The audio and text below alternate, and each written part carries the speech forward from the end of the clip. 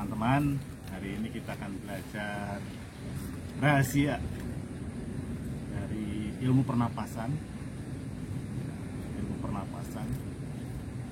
rahasia seni pernapasan, rahasia pranayama, dan lain sebagainya. Video ini juga merupakan seri dari video-video yang akan saya bikin di hari-hari mendatang. Hari ini saya akan bagikan bahwa ketika kita bernapas, ya, kita itu bukan hanya menghirup oksigen. Ya, mungkin kalau secara medis hari ini baru disampaikan, dijelaskan bahwa kita menghirup oksigen ketika menghirup napas.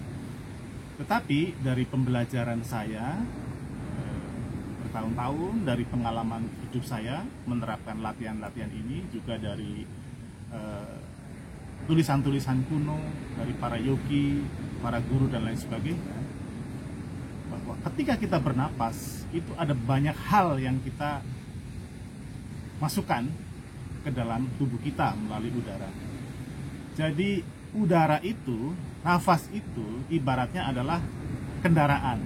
Nafas itu kendaraan. Jadi Anda boleh bayangkan truk, ya. Nah, truk ini mengangkut apa aja? Mengangkut oksigen, mengangkut kecerdasan, mengangkut antivirus, mengangkut antibakteri, mengangkut kecerdasan, dan paling penting, ya, tentunya banyak yang lain, dan yang paling penting adalah mengangkut prana, ya. Prana itu energi hidup, kekuatan, ya, kekuatan ilahi lah, apalah, terserah mendefinisikannya. Nah, mungkin kalau secara medis belum ada penjelasan tentang prana, ya, tetapi dari pengalaman saya pribadi, dari literatur kuno, ya, bahwa prana itulah yang berperan paling penting dalam kehidupan kita. Nah, orang-orang yang prananya berkurang, lemah, dan lain sebagainya, biasanya mengalami kepanikan, ya. Mengalami kepanikan, jadi ibaratnya tubuh halusnya mengecil, panik, stres, kemudian gejala-gejala penyakit jiwa lainnya, dan pada akhirnya bisa bunuh diri. Jadi karena apa? Karena sempit, kondisinya sangat sempit, tertekan sekali hidupnya. Jadi kalau prananya melimpah, energi hidupnya melimpah, hidupnya pasti selalu dalam kesehatan, ya, kekebalan terhadap bakteri, terhadap virus, terhadap sakit penyakit apapun. Kemudian ada kegembiraan, ada sukacita, ada kreativitas karena kecerdasannya luar biasa, dan banyak hal yang lain. Banyak orang hidupnya hampa, ya. Mungkin sudah banyak belajar psikologi, belajar keagamaan, ikut berbagai tradisi keagamaan dengan tekun dan kusuk, tapi hidupnya ada yang kosong, ada yang hambar. Kenapa? Karena prananya kurang, miskin prana, ya. Oleh sebab itu solusinya sederhana banget sebenarnya, dengan hanya tarik napas dalam, mengembuskannya pelan dan lembut, terus seperti itu aja mungkin 10-30 kali. Dia sudah mengalami kelegaan yang mungkin tidak didapatkan dengan kegiatan-kegiatan spiritual atau keagamaan lainnya. Ya. Yang saya sampaikan bisa dibuktikan, ya. Jadi banyak orang hampa, hambar, boring hidupnya. Karena apa? Karena kekurangan energi hidup. Nah, solusinya oleh sebab itu adalah melakukan pernapasan sadar, ya. Itu paling sederhana dan paling efektif. Semua orang bisa membuktikannya, ya. Tarik napas yang dalam dari hidung, hembuskan pelan-pelan, boleh dari mulut, boleh dari hidung, dan lain sebagainya. Ya. Jadi sekali lagi, untuk beberapa teman yang mengalami kesulitan menghembuskan nafas panjang dari hidung, solusinya adalah dengan menggunakan bantuan tenggorokan, ya, bantuan tenggorokan. Jadi misalnya, saya akan contohkan, ya. Saya coba dulu. Misalnya nih, ya, Anda menghembuskan nafas dari hidung dengan mengatakan misalnya terima kasih sumber hidup, atau menghitung 1-9 dan seterusnya. Itu akan lebih panjang dan lebih nikmat. Atau misalnya mengatakan halo kebahagiaan. Nah, kalau ngomong kan dengan bersuara begini, halo kebahagiaan. Misalnya lembut, halo Nah, kalau nggak bersuara seperti ini, tarik nafas dulu.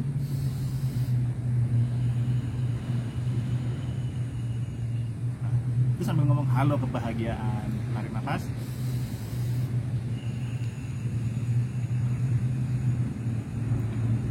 Jadi di sini nih gerakannya, ya. Itu hanya contoh. Nah, ilmu olah nafas itu banyak sekali, ya, banyak sekali. Tradisi India, tradisi Jawa, tradisi mungkin Arab, tradisi suku-suku tertentu, Bali dan lain sebagainya, itu mereka punya tradisi. Ya, inti ilmu nafas itu ya ada 4, ya, 4, ya. Tarik, tahan, hembus, kosong.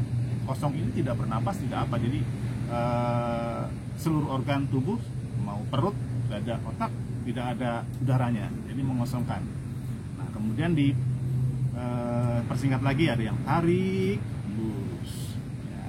Nah, itu macam-macam, ada yang tariknya berapa hitungan, hembusnya berapa hitungan. Nanti di video-video selanjutnya kita akan belajar satu persatu juga jenis-jenis pranayama yang banyak sekali, 50 lebih, ya. Bahkan nanti mungkin saya akan ajarkan pernapasan Mahadewa, ya. Pernapasan Mahadewa itu menarik. Jadi misalnya, ya nanti aja, ya. Jadi itu 7 kali tarikan napas, ditahan di sini, ya, dan lain sebagainya. Ada banyak lah teknik-teknik. Nah, kemudian ada tarik, tahan, hembus, ya, seperti itu. Jadi ada yang tarik, tahan, hembus, kosong. Nah, pernapasan juga beda-beda. Ada yang bernapas ke perut atau diafragma di sini, ada yang ke dada, ada yang ke otak. Ada juga yang menahan di bagian-bagian tertentu, ada juga yang melalui pori-pori dan lain sebagainya, melalui lubang-lubang yang ada dalam tubuh manusia. Tergantung kepada imajinasi dan untuk kepentingan latihan apa. Jadi sangat banyak. Jadi apa ada yang lebih bagus teknik pernapasan si A dan si B? Kalau menurut saya semuanya bagus, ya, semuanya bagus. Jadi tergantung pada aplikasinya, penggunaannya. Gitu. Hari-hari ini mungkin ada banyak sekali teknik nafas yang populer. Mungkin ada Wim Hof, ya, kemudian ada teknik nafas oksigen infant, ya, kemudian juga ada teknik hari-hari ini yang apa itu namanya Buteyko dan lain sebagainya. Ada banyak sekali orang menciptakan teknik nafas. Nah, saya sendiri juga menciptakan teknik, ya, nanti bisa saya share, ya, sementara ada di kelas, saya ada bukunya, ya, dalam buku Amazing Sport Unlimited. Setiap orang bisa. Rasanya tadi tinggal mengembangkan teknik-teknik nafas tadi, menggabungkan antara tarik, tahan, hembus, kosong. Kemudian sugestinya apa, imajinasinya apa, membawa hasil kepada apa, bisa diimprovisasikan, ya, bisa diaplikasikan, ya, diterapkan kepada banyak hal seperti itu. Yang penting adalah Anda harus dalam kesadaran untuk selalu melatih nafas, ya. Sama seperti hal yang lain, kalau nggak dilatih, ya seperti itu tuh aja, bahkan bisa menimbulkan problem atau masalah. Misalnya fisik nih, fisik nggak dilatih, hanya makan, minum, tidur, main game dan lain sebagainya, ya tidak akan lentur, tidak akan lincah, tidak akan kuat. Beda dengan orang-orang yang melatih misalnya dengan fitness, dengan kelincahan, dengan kecepatan dan lain sebagainya, tubuh akan menjadi lebih hebat lagi. Kemudian juga misalnya mata kalau dilatih bisa luar biasa sekali, memiliki pandangan yang sangat kuat, sangat tajam dan lain sebagainya. Apa yang perlu dilatih? Konsentrasi juga perlu dilatih, ya. Ketika konsentrasi dilatih itu ibarat sinar matahari yang difokuskan dengan lensa tertentu, dia bisa membakar. Pikiran juga begitu, besar banget kuasanya. Kemudian perasaan juga bisa dilatih. Semua yang ada dalam diri kita bisa dilatih, dan ketika dilatih dia akan menjadi lebih powerful, ya, kekuatannya lebih powerful, ya. Kemudian apalagi yang bisa dilatih? Getaran di dalam diri kita, ya, vibrasi. Kemudian apalagi yang bisa dilatih? Tadi fisik sudah. Nah, fisik ini juga banyak sekali, gitu kan. Ini anu itu bisa dilatih juga, ya. Anu bisa dilatih untuk lebih perkasa, lebih tahan lama, untuk bisa kita mentransmutasikan menjadi energi kecerdasan, energi seksnya dan lain sebagainya. Jadi tanpa latihan kita akan menjadi yang biasa-biasa saja. Tapi dengan latihan kita akan melampaui batas-batas yang ada. pun dengan nafas, ketika kita melakukan latihan nafas ada banyak sekali manfaat. Ya, hari-hari ini YouTube ya memberitakan orang-orang hebat. Wim Hof dengan teknik nafas Wim Hof-nya bisa menaklukkan lebih daripada 20 rekor dunia. Stig Sivertsen ya, penulis Bristology.com, dia mampu memecahkan rekor dunia tidak bernapas di dalam air lebih dari 22 menit, dan hari ini sudah dipecahkan lagi oleh banyak orang. Jadi dengan hanya mengolah latihan nafas, kemudian dibarengi tentunya dengan latihan fisik mungkin untuk mendukung, kemudian latihan mental, latihan ketenangan, itu kita bisa melakukan banyak hal ya. Nah, nafas ini dasar dari segala dasar. Jadi kalau dibiarkan ya seperti biasa, nggak ada power, tapi kalau dilatih ternyata luar biasa. Dari pengalaman saya bahwa dengan rajin latihan nafas, tubuh kita akan selalu sehat bugar, kita menjadi kebal terhadap sakit penyakit apapun, terhadap bakteri apapun, terhadap virus apapun. Kita juga memiliki kekuatan tubuh yang luar biasa, terbebas dari sakit penyakit apapun, misalnya sakit pinggang. Kalau orang rajin latihan napas, itu nggak ada namanya sakit pinggang. Karena apa? Ketika latihan napas kepet misalnya, itu mengembang di sini. Jadi ketika mengembang terjadi pemijatan alami, terjadi penguatan otot-otot tertentu dan lain sebagainya. Apalagi banyak sakit penyakit bisa disembuhkan dengan teknik latihan napas yang menyeluruh. Menyeluruh itu apa? Napasnya ke perut, ke dada, ke otak. Jadi seperti ini misalnya.